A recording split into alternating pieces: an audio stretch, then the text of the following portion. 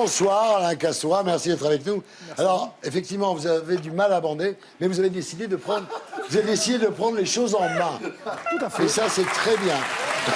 Vous racontez votre histoire dans Erectus, les pérégrinations d'un homme en quête d'érection chez Flammarion. On va en parler parce que c'est l'heure du témoin de la semaine.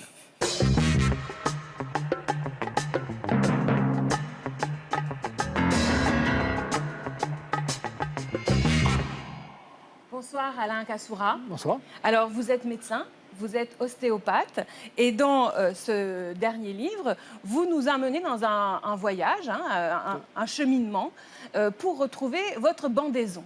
Et on y découvre avec beaucoup de détails, de précisions, notamment anatomiques, puisque vous êtes médecin, voilà, des expériences pour résoudre votre problème. Alors, vous allez rencontrer Carmen, par exemple, une masseuse à Montreuil qui va vous faire découvrir votre prostate et ses potentialités érogènes. Vous allez nous parler de vos expériences tantriques. Vous allez ensuite aller faire de la méditation. Enfin, tout un tas, en fait, d'expériences personnelles très, très approfondies, si j'ose dire. Vous aviez ce problème de bandaison, vous avez passé des années à chercher une solution à ça. Pourquoi vous n'avez pas tout de suite opté pour la chimie, le Viagra? La réponse est très simple. Je suis ostéopathe et donc j'ai l'habitude d'aborder les souffrances des gens à travers le corps. Donc ce qui m'intéressait, c'était aussi d'aller à la rencontre de moi-même. Parce que la première phrase de mon livre, c'est « J'ai plus de 50 balais, j'ai mal de ne pas bander et je cherche la lumière des cieux ».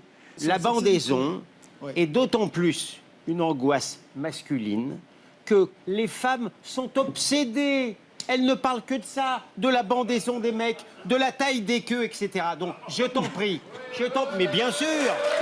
Sauf, non, excuse-moi, sauf à la France insoumise, où on est obsédé que par le bonheur du peuple. Bien sûr, bien sûr. Mais le bonheur du peuple est aussi la conséquence de le bonheur de chaque individu. Alors, et ce qui est intéressant dans cette quête... Pour la quéquette. Bonne vanne. Pour celles et ceux qui sont friands de ces petits titillements que donne le fait de parler de sexualité, vous serez ravis avec ce livre, parce que vous allez apprendre peut-être quelque chose précisément dans la forme de votre prostate, qui est un organe que découvre précisément Monsieur Cassoura en profondeur dans ce livre.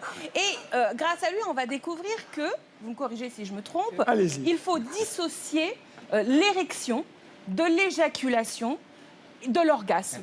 Et qu'on peut absolument atteindre l'orgasme sans érection, sans éjaculation, en particulier grâce à l'orgasme prostatique. Voilà. Tu découvres l'orgasme prostatique, c'est ça en fait. Alors, j'aimerais que vous nous en parliez, parce que quand même, c'est pas commun d'accepter de trouver le plaisir par le fait qu'on nous donne, qu'on nous mette un doigt dans les fesses. Je pense que c'est important de parler des tabous et de lever les tabous. Il y a des tabous sur le corps, il y a des tabous sur des maladies. Il faut penser que dans les années 70, parler du cancer sur un plateau de télé, c'était indécent, c'était pas possible. Et parler des problèmes d'érection, ça fait flipper, mais ça fait flipper les mecs. Bon, excusez-moi.